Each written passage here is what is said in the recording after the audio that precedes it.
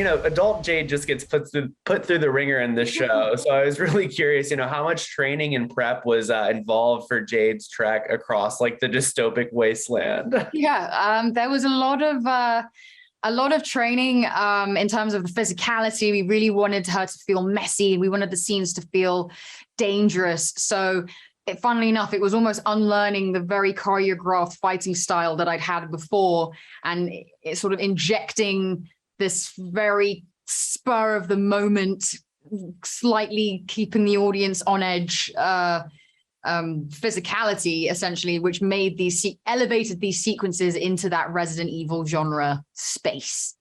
Definitely. Yeah. And I liked how it had a really nice balance between horror and more action. And so I was curious, though, was there any scene you were shooting where you were like, holy shit, I'm actually really scared? There's actually only been one time in my career where I've called a timeout on set, and it was shooting this. It was during the Brotherhood sequence. The art department, the costume, hair, makeup, special effects, visual effects, the supporting artists playing the zeros. It was so unbelievably immersive. I was like, guys, I need to go outside and look at the clouds for a minute. Just remind myself that I'm not trapped in this horror story. Fantastic. Yeah. Oh, that was definitely the roughest one for me too. So I feel Yeah. My goodness.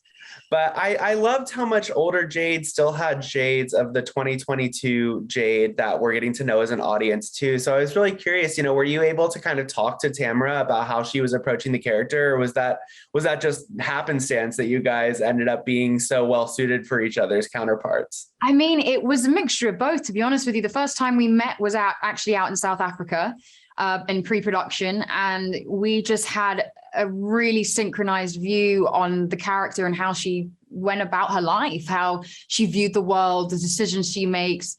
Tamara did an incredible job of, taking the traumas from her father, Albert Wesker, portrayed so incredibly by Lance Reddick, putting that into her performance. And then when I'd watch her on set, I'd see those, put it into my performance, and vice versa.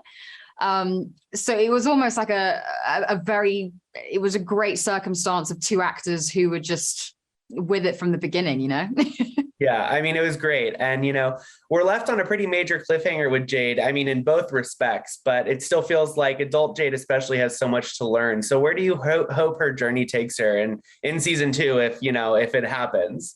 I'd be very interested to see her decision-making and the things that she ends up doing now that she's been confronted with herself, essentially. There's been no one who's held her accountable up until this point.